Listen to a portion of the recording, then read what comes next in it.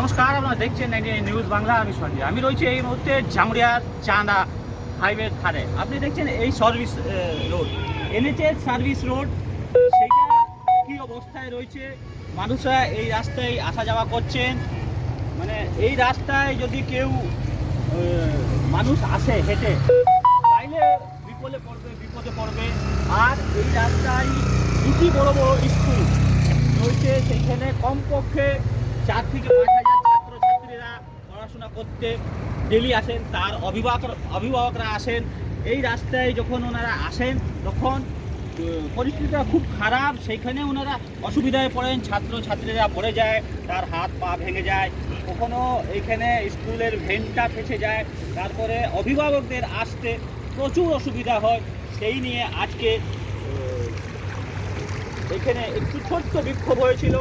আর এখানে দাবি করা হয়েছিল কি এই সার্ভিস রোডটা খুব তাড়াতাড়ি মেরামতির কাজ করা হোক। তারপরেই এনএচএর লোক এখানে এসে অভিভাবক অথবা স্কুল কর্তৃপক্ষকে জানান কি আমরা শীঘ্রই এই রাস্তার সংস্কার করব। কিন্তু প্রশ্নটা এইটাই হচ্ছে কি বিগত 10 বছর ধরে এই রাস্তার বেহাল দশা রয়েছে।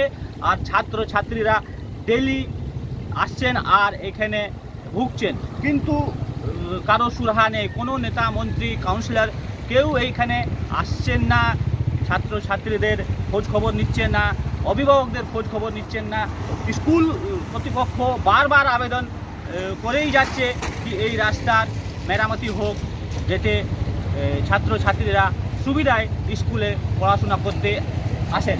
এখানে কয়েকটা লোক রয়েছেন, আমরা ওনার সাথে কথা বলে নেব কী ব্যাপার হয়েছে, কেন আজকে এরকম পরিস্থিতি এইখানে কেন হয়েছে। স্যার, আমি সাউথার্ন মডেল স্কুল থেকে ডাইরেক্টর বলছিলাম পরিমাণ মাঝি। বিগত অনেক বছর ধরে এই সার্ভিস রোডে যে কথা ওনারা দিয়েছিলেন এনএচ কর্তৃপক্ষ, বাট এই সার্ভিস রোডটি হয়নি। আমরা দেখেছি সমস্ত সার্ভিস রোড অলরেডি হয়ে গেছে, বাট এটাই হয়নি কেন তার বিস্তারিত তথ্য আমার হাতে নেই। কখনো শুনি যে এনএচের সাথে ওএনজিসি কেস চলছে গ্যাস পাইপলাইন নিয়ে, বাট আমাদের একটাই প্রশ্ন, যখন এনএচ হয় তখন এসে সার্ভে হয়েছিল, সার্ভে মোতাবেক এনএচ হয় বা সিকিউরিটি হয়ে থাকে, বাট এখনও পর্যন্ত সেই সার্ভিসও হয়নি। কাঁচা রাস্তার মধ্য দিয়ে আমাদের দুটি স্কুল পাশাপাশি আমরা আছি, নর্থ পয়েন্ট এবং সাউথ পয়েন্ট। মোর দেন 4 থেকে 5 হাজারের মতো ছেলেমেয়ে আমাদের এখানে পড়াশোনা করে। অভিভাবক, ছাত্রছাত্রীবৃন্দ সকলেই কিছু না কিছু প্রবলেম সেখানে হয়। ছোটো বড়ো ঘটনা প্রত্যহ ঘটে যাচ্ছে, বিশেষ করে বর্ষাকালটাতে। বিগত যে বর্ষাটা হলো সেখানে বড় বড় গাড্ডা হয়ে যায়, কিছু স্কুল পুলকার উল্টে যায়। কিছু একজন প্রেগনেন্ট মহিলা তার বাচ্চাকে নিয়ে বাড়ি ফিরছিলেন, ওনারও কিছু উল্টে যাওয়ার পরে অসুবিধা হয়েছিল ওনার। যাই হোক না কেন, বিভিন্ন ছাত্রছাত্রী, অভিভাবকবৃন্দ সকলেরই বক্তব্য আজকে রোডটা হোক, তার জন্য ওনারা বিক্ষোভ সমাবেশে হাজির হয়েছিল, ছেলেমেয়েরা, অভিভাবকরা এসেছিলো আমাদের। তো আগামী দিনে ওনাদের বক্তব্য, স্কুল কর্তৃপক্ষ এবং সমস্ত ব্যবসাদার যারা আছেন এই রোডের উপর ব্যবসা করেন, সকলের একটাই সম্মিলিত প্রচেষ্টা রোডটা হোক, আদারওয়াইজ আগামী দিনে বৃহত্তর আন্দোলনে সবাই যাবে। আজকে কি এনএচএর কর্তৃপক্ষরা এসেছিলেন? আর গতকালও এসেছিলেন, আজকেও এসেছিলেন এনএচএ কিছু অফিসার, সাথে আমাদের শ্রীপুর আইসি কিছু অফিসারও ছিলেন। ওনারা সব কিছু দেখে নোট করে গেলেন এবং বললেন যে আমরা যথাযথ ব্যবস্থা নিচ্ছি বাচ্চাদের স্বার্থে।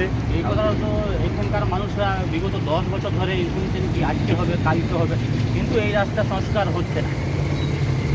সেটাই তো দেখছি। আমরা তো বিগত কয়েক বছর ধরে চেষ্টাপাতি করছি, অ্যাডমিনিস্ট্রেশন লেভেলে আমাদের যা যা করণীয় সেগুলো আমরা করেছি। ওনারা বলেন আবার নতুন করে দেন। আমরা তো ঠিকাদার সংস্থা, আমরা তো এনএচএ কেউ নই। আমাদের এনএচকে বলেছে, পাঠিয়েছে আমাদেরকে, তো আপনারা চিঠি চাপাটি করুন, করা যায় আমরা করতে পারবো। যদি এই রাস্তাটা মাসে যদি সংস্কার না হয় তাইলে আপনারা কি পদক্ষেপ? দেখুন, আমরা তো কোনো অস্বাস্থ্যকর কোনো পরিবেশ সৃষ্টি করতে চাই না, বাট গার্জেনরা, ছাত্ররা যেভাবে অসুবিধায় পড়ছে তাদের মধ্যে বিক্ষোভ পঞ্জীভূত হচ্ছে।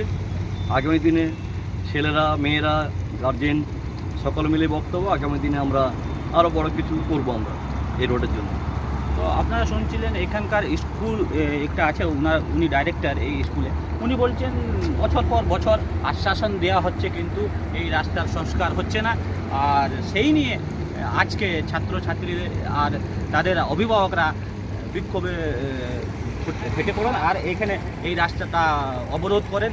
তারপরে এই এনএচের কর্তৃপক্ষ আর শ্রীপুর ফাঁড়ির পুলিশ এসে বিক্ষোভটা উঠায় আর একটা আশ্বাসন দেয় কি এই রাস্তা খুব তাড়াতাড়ি আমরা উপর মহলে কথা বলে সংস্কার করাবো। এই সার্ভিস রোডটা যেরকম সার্ভিস রোডটা থাকে সেই রকম করার কথা বলছেন ওনারা, কিন্তু দেখার এই বিষয় কি কখন এই রাস্তা সংস্কার হচ্ছে আর এই রাস্তার উপরে যে দুটি স্কুল রয়েছে তার ছাত্রছাত্রীরা সুগমভাবে স্কুলে যাতায়াত করতে পারে। এখন থেকে সঞ্জয় যাদব, 99 নিউজ বাংলা, আসানসোল।